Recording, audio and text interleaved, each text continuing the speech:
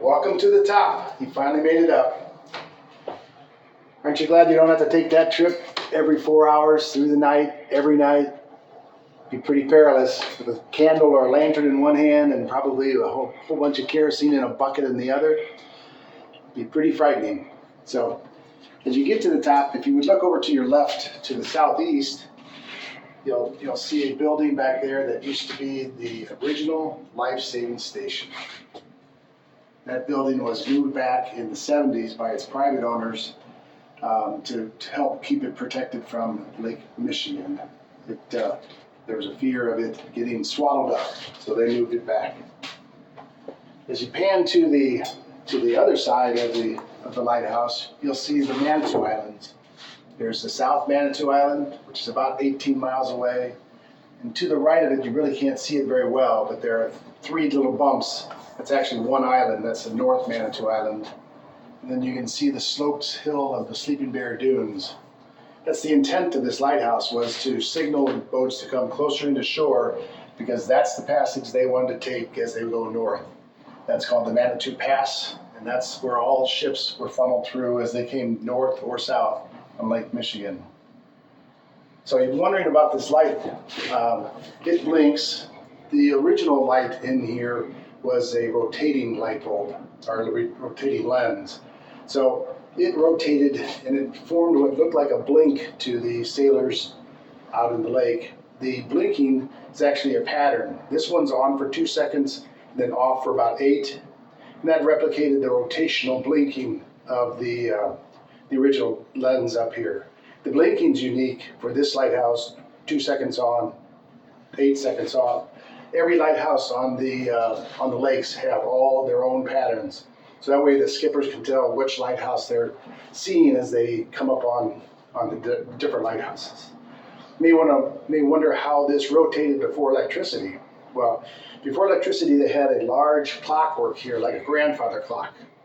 And it would be wound up at night and then would rotate the lens throughout the evening.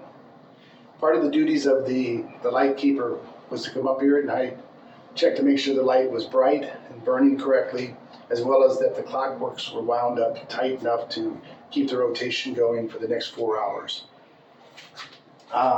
Sometimes people wonder what the big red building is.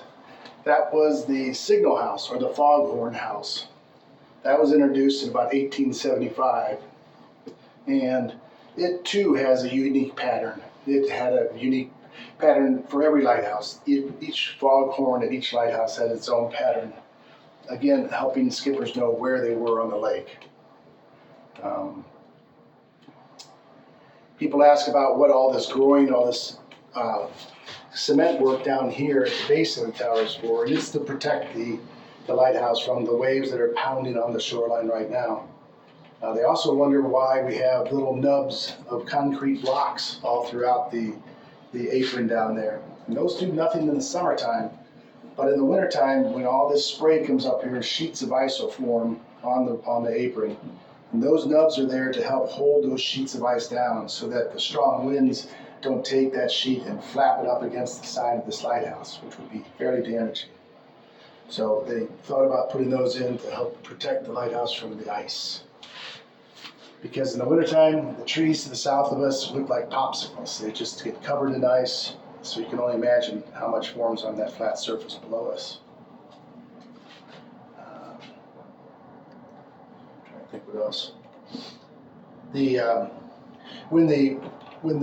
In the 1920s, when radio was introduced to the lighthouse as additional safety for the sailors on the lake, they used what was sort of like the old lightning effect, where you would see a bolt of lightning and then count the seconds until you heard the thunder to tell how far it was away.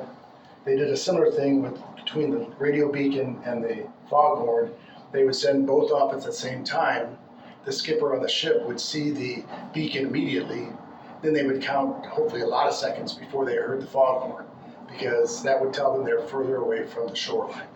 So they were pretty ingenious on how they kept sailors safe on the lake during the early 19th century. So that's about it. Hope you enjoy.